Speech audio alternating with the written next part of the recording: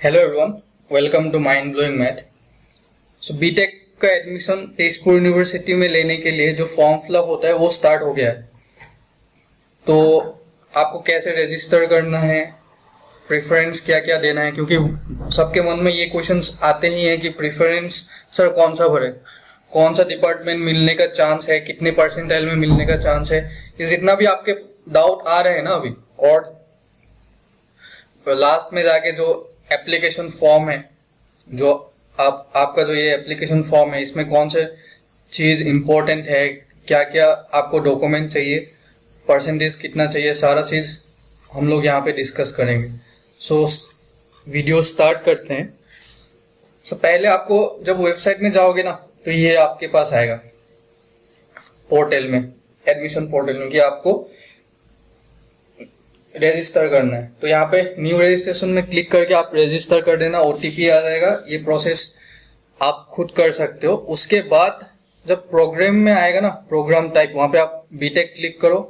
अब सिलेक्शन जो है ना, ये प्रोग्राम सिलेक्शन, ये बहुत ज्यादा इंपॉर्टेंट है सर, क्योंकि यहाँ पे गड़बड़ी हो गया ना तो एडमिशन में गड़बड़ी हो सकता है। तो यहाँ पे आपको पहला प्रेफरेंस, जैसे मैंने पहला प्रेफरेंस कंप्यूटर साइंस दे के रखा है, थर्ड प्रेफरेंस सिविल को दिया, सेकेंड प्रेफरेंस मैकेनिकल। तो आपको जो प्रेफरेंस पसंद है, मतलब जिस ब्रांच में आपको बीटेक करना है, उसको पहले जो सबसे आपको कि इसी में ही जाना है तो फर्स्ट प्रेफरेंस उसको देना। सेकेंड में आपको सेकेंड प्रेफरेंस, जो आपको सेकेंड फेवरेट है, ऐसे करके आपको सारे प्रेफरेंस भर के यहाँ पे ब्लू टिक करना है। अगर आप यहाँ पे टिक नहीं करके सिर्फ एक ही डिपार्टमेंट भर दोगे और ये नहीं मिला तो बाकी कुछ भी नहीं मिलेगा। तो मेरे हिसाब से आपको सभी प्रेफरेंस भर देना चाहिए, एडमिशन लो या ना लो, एंड में जाके ये आपको करना ही करना है। और एक गलती कभी मत करना कि आपको सपोज मैकेनिकल में जाना है तो प्रेफरेंस में कभी एफईटी हो या इलेक्ट्रिकल हो, दूसरा फर्स्ट प्रेफरेंस में मत डाल देना। क्या होता है, जब सिलेक्शन स्टार्ट होता है, अगर आपको फर्स्ट प्रेफरेंस ही मिल जाता है पहली बार में, अपग्रेड होने से पहले फर्स्ट प्रेफरेंस आपको अगर मिल गया, सपोज सिविल मिल गया आपको, तो आप सेकेंड प्रेफरेंस फिर नहीं ले पाओगे। तो हमेशा इस बात का ध्यान रखना। अब जैसे पहला काउंसलिंग में आपको सिविल मिल गया तो आप अपग्रेड कर सकते हो। इसको अपग्रेड करने के बाद नेक्स्ट टाइम आपको मिलने का चांस हो जाएगा कि हाँ कंप्यूटर साइंस मिल सकता है। तो इसीलिए प्रेफरेंस आप बहुत अच्छे से भरिए। अब प्रेफरेंस की बात आया तो मैं परसेंटाइल की बात एक बार कर देता हूँ। जो आसाम के स्टूडेंट है उनके पास स्टेट कोटा से थोड़ा कम परसेंटाइल में एडमिशन हो जाएगा, और बाहर के स्टूडेंट को थोड़ा ज्यादा चाहिए। तो बेसिकली आप ये मान के चलो, टेंटेटिव भी बोल रहा हूं मैं आपको, कि मिनिमम आसाम के जो स्टूडेंट है आप 75 परसेंटाइल के ऊपर ही भरना। उसके नीचे आप भर सकते हो, लेकिन चांस 75 परसेंटाइल के ऊपर होगा। और बाकी जो आसाम के बाहर के लोग हो, आप लोग 78 परसेंटाइल के ऊपर ही भरना। मतलब यहाँ पे मिलने का चांस है। ये नहीं बोल रहा हूँ कि इसी परसेंटाइल में मिलेगा। और जिसका 85 परसेंटाइल से ऊपर है उनको अच्छा ब्रांच मिलने का चांस बहुत ज्यादा है। और वैसे आप ईडब्ल्यूएस ओबीसी का देखा जाए तो आपको टॉप ब्रांच आपको 80 परसेंटाइल के ऊपर में मिल जाएगा सर। और बेसिकली ईडब्ल्यूएस और ओबीसी का स्टूडेंट 70 परसेंटाइल के ऊपर आप एक्सपेक्ट कर सकते हो, कोई भी एक ब्रांच आपको जरूर मिल जाएगा। एटलीस्ट फर्स्ट फेज में नहीं, एटलीस्ट सेकेंड थर्ड फेज में तो आपको मिल ही जाएगा। तो बेसिकली आप फॉर्म फिलअप कर दो। और एक चीज तो आपको बता ही देता हूँ कि अभी तक बस जेई का 2 ही एग्जाम हुआ है और 2 अटेम्प्ट बाकी है। तो इस 2 अटेम्प्ट पे आप और अच्छा कर सकते हो। तो आप रजिस्टर करके रख दो, फॉर्म फिलअप करके रख दो। अब नेक्स्ट 2 अटेम्प्ट में अगर और अच्छा परसेंटाइल आ गया तो आपका एडमिशन अच्छा हो सकता है। और तेजपुर यूनिवर्सिटी, अगर आप आईआईटी एनआईटी को छोड़ के सेंट्रल यूनिवर्सिटी में अगर बीटेक देखोगे तो तेजपुर यूनिवर्सिटी अच्छा चॉइस है, क्योंकि यहाँ का इंफ्रास्ट्रक्चर बहुत सही है, हॉस्टल फैसिलिटीज एंड एजुकेशन भी बहुत सही है, रैंकिंग भी बहुत अच्छा आया है अभी लास्ट के बहुत कुछ सालों में, और प्लेसमेंट भी ठीक ठाक हो जाता है, और बाकी फीस भी बहुत मतलब रिलायबल फीस है, बहुत ज्यादा फीस भी नहीं है। आप लोगों ने ऑलरेडी प्रोस्पेक्टस देखा होगा, वहां पे फीस स्ट्रक्चर दिया हुआ है, तो आप ऑप्शन रख सकते हो तेजपुर यूनिवर्सिटी को। तो तेजपुर यूनिवर्सिटी का फॉर्म आप लोग फिलअप करो, और ये जो चीज मैंने बोला ये सारे इंपॉर्टेंट है। इसके बाद यहाँ पे जो एलिजिबिलिटी क्राइटेरिया है ना, ये बहुत ज्यादा इंपॉर्टेंट है। क्यों?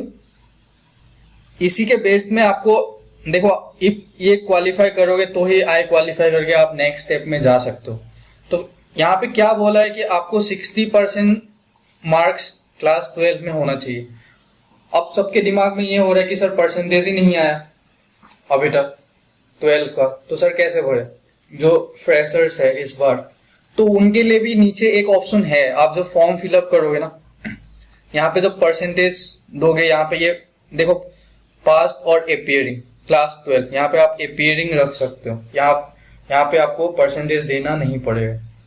क्या क्या सब्जेक्ट लिया है, ये सब देने से हो जाएगा। इसको आप लास्ट में डिस्कस वैसे भी करेंगे, बस आपको बोल रहे हैं कि ये टेंशन आप बिल्कुल ही मत लो कि सर अभी तक रिजल्ट नहीं आया तो अभी भर सकते हैं कि नहीं भर सकते। ऑफ कोर्स आप भर सकते हो।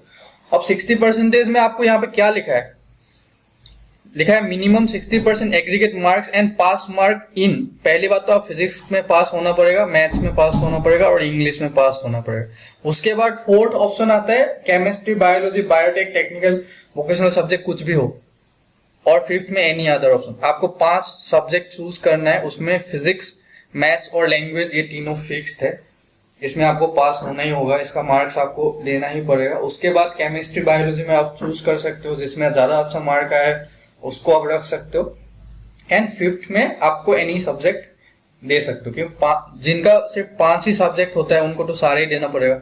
जिनका 6 सब्जेक्ट होता है उनके पास एक ऑप्शन आ जाएगा कि सर फिजिक्स, मैथ्स, लैंग्वेज देने के बाद सर तीनों में से 2 ही चूज करना है, जिसमें बेस्ट है आप दे सकते हो। लेकिन ये कोई इंपॉर्टेंट नहीं है। आपका 60% अगर आपको 12th में है तो आपका एलिजिबिलिटी वहीं पे हो गया। आपको उस परसेंटेज के बेस में कोई सीट नहीं मिलेगा, जो भी सीट मिलेगा आपको जेई रैंक के हिसाब से ही मिलेगा। ठीक है। फिर नेक्स्ट स्टेप में आप देखो ये फॉर्म फिलअप कर देना, आपका नाम, पैन कार्ड नंबर, ये तो आसान है, ये आप लोग इजीली कर सकते हो। यहाँ पे आपको एक चीज का ध्यान रखना है कि यहाँ पे आप देखो जो फैमिली इनकम है ना, इसको सही से भरिए। फैमिली इनकम जो दिया हुआ है ना, यहाँ पे आपको देखेगा कि 50,000 टू 1 लाख, 1 लाख टू 2 लाख, इसमें जो एक्यूरेट है ना वही डालो। क्योंकि क्या होता है ना, जब आप एडमिशन ले लोगे उसके बाद स्कॉलरशिप की बात आता है तो वहां पे आपको इनकम सर्टिफिकेट मांगते हैं, तो ये गलत दे दोगे तो वो वेरीफाई कर लेगा बाद में कि सर इसमें कुछ लोचा है एंड ऑल। एंड देन ये जो do you need hostel accommodation, ये आपको हमेशा यस करना है। तो आसाम में जो तेजपुर यूनिवर्सिटी है तो वो तेजपुर में है, वहां पे आसपास आपको पीजी लेने का इतना मतलब यूजफुल नहीं है। वहां पे पीजी नहीं मिलेगा, अच्छा पीजी नहीं मिलेगा, और बाहर रेंट लेना भी इतना आसान नहीं है। तो हॉस्टल फैसिलिटी बहुत सही है तेजपुर यूनिवर्सिटी का, रूम भी बहुत सही है और खाना भी, फूड भी, मैच भी, सब कुछ सही है। इसे क्लोज कैंपस, तो क्लोज कैंपस में आपको रहना है तो हॉस्टल 4 साल के लिए आपको हॉस्टल में रहना ही बेहतर होगा। तो यहाँ पे do you need hostel accommodation, यहाँ पे हमेशा यस टिक करना, कभी गलती से भी नो टिक मत कर देना। और यहाँ पे बैंक डिटेल भी आप अच्छे से भरना, क्योंकि आपको जब एंड में जाके क्वेश्चन मनी रिटर्न होगा और समथिंग जो स्कॉलरशिप एंड ऑल, इसमें ये चीजें आपको बहुत मतलब इम्पोर्टेंट है। और आप अगर फॉर्म फिलअप कर दिया और लास्ट में आपको कुछ वो लोग रिफंड करना चाहते हैं, कुछ हो गया कि एडमिशन, ऐसे लास्ट ईयर हुआ था कुछ कोर्स में कि एंट्रेंस नहीं हुआ तो स्टूडेंट को पैसा रिफंड हो गया, तो ये बैंक में ही रिफंड हो जाएगा। वो आपको कॉल करके नहीं बोलेगा कि सर आपको अकाउंट डिटेल बताओ, ये बताओ। तो this things are very very important, इसको आपको सही से देना है। ठीक है, ओके। तो फिर ये जब हो गया तो सेव एंड प्रोसीड कर देना। ऐसी बात नहीं है कि आप एक बार गलत भर दिए तो फिर से आप रिव्यू कर सकते हैं, सही कर सकते हैं। तो इसमें कोई दिक्कत नहीं है। फिर एड्रेस देना है आपको, ये एड्रेस आप दे देना जो भी आप जहाँ पे भी रहते हो, it's not big thing. Examination centre यहाँ पे लिखा हुआ है, सेंटर की कोई बात नहीं है क्योंकि एग्जाम तो होगा ही नहीं पहली बात, क्योंकि जेई के मार्क्स, जेई के परसेंटाइल के बेस में आपका एडमिशन होने वाला है। तो ये सबसे ज़्यादा इम्पोर्टेंट है यहाँ पे।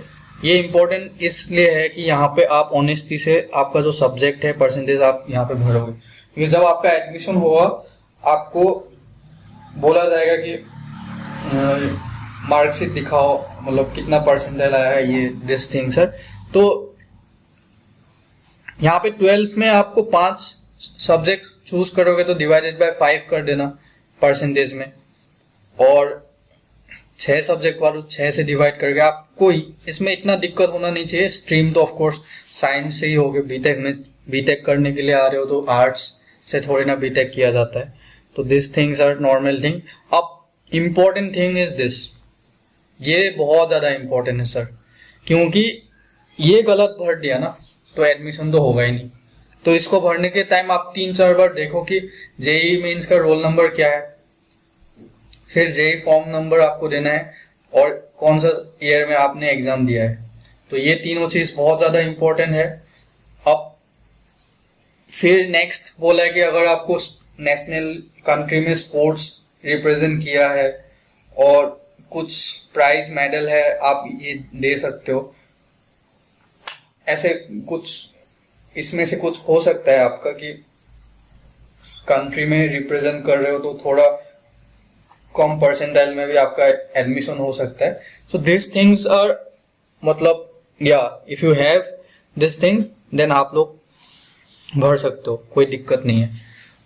तो इसको करने के बाद फाइनली आता है आपका डॉक्यूमेंट अपलोड। तो क्या क्या डॉक्यूमेंट आपको चाहिए? पीआरसी मैंडेटरी है, पीआरसी आपको देना है, कहाँ से बिलोंग करते हो, अंडरटेकिंग देना है आपको, और यहाँ पे साइज दिया है कि 1 MB से ज़्यादा नहीं होना चाहिए, तो आप रिड्यूस कर लेना अपने हिसाब से। गेट तो ये तो ज़रूरी है नहीं बीटेक के लिए ऑफ कोर्स। तो एडमिट कार्ड ऑफ जेई बहुत ज़्यादा इंपॉर्टेंट है, इसको आपको भरना है यहाँ पे। फिर एडिशनल डॉक्यूमेंट अगर आपके पास है कुछ जो आप शो करना चाहते हो, वैसे ये भी इतना इम्पोर्टेंट नहीं है, इसको आप भरना ही नहीं चाहिए मेरे हिसाब से। हाँ, अगर आप यहाँ पे यस करोगे तो ऑप्शन आ जाएगा शायद ये सर्टिफिकेट भी आपको अपलोड करना पड़ सकता है, it's not a big thing. फिर पासपोर्ट साइज फोटो इम्पोर्टेंट है, सिग्नेचर इम्पोर्टेंट है। तो यहाँ पे आई थिंक ST SC के लिए OBC के लिए नहीं आया क्योंकि मैंने जनरल भर दिया होगा ऊपर। तो जो लोग EWS वो जो भी है वो आप लोग भरोगे वहां पे परफेक्टली। और एक बात आप लोग प्रोस्पेक्टस को जरूर देखना, वहां पे क्या है कि पीआरसी जो है उसका एक फॉर्मेट दिया हुआ है सर, जो आपका क्या बोलते हैं उसको, ओबीसी सर्टिफिकेट हो, अंडरटेकिंग, इन सब का एक फॉर्मेट दिया हुआ है, तो उस फॉर्मेट में ही आपको बनाना है। तो ये काम तो हो जाएगा 5-6 दिन के अंदर। और वैसे भी एप्लीकेशन फॉर्म भरने के लिए आपके पास अगस्त 10 तक टाइम है, ऑलमोस्ट 1 महीना तो है ही, तो इतनी बड़ी बात नहीं है। तो आप बस रजिस्टर करो, आप सब कुछ डॉक्यूमेंट इकट्ठा करो, सब कुछ एक बार जब हो जाए उसके बाद अपलोड कर देना। और जेईई मेंस जो सेकेंड फेज और थर्ड फेज है, सॉरी सेकेंड फेज तो हो गया, third phase and fourth phase, इसके ऊपर बहुत डिपेंड करेगा एडमिशन मिलने का चांस। अगर आप यहाँ पे अच्छा स्कोर कर सकते हो तो ऑफ कोर्स तेजपुर यूनिवर्सिटी के INIT भी आ सकते हो, IIT भी जा सकते हो, that's not the thing. But आपके पास अभी भी ऑप्शन है कि ऐसा नहीं है कि सर अभी तो दो फेज खत्म हो गया अब तो कुछ होगा ही नहीं, दैट्स नॉट द थिंग। अभी भी 20 डेज ऑलमोस्ट है। आप पढ़ाई स्टार्ट करो, अच्छे से आप लोग प्रिपेयर करो लास्ट 2 फेज के लिए, ट्राई करो मिनिमम 80% के ऊपर रखने के लिए दोनों में, तो आपका सिलेक्शन पक्का हो जाएगा यहाँ पे। So this is it for today. So I think और भी कुछ अगर आपके मन में डाउट हो तो प्लीज कमेंट सेक्शन में लिख के बता देना, और प्लीज वीडियो को लाइक एंड शेयर कर देना। Thank you guys.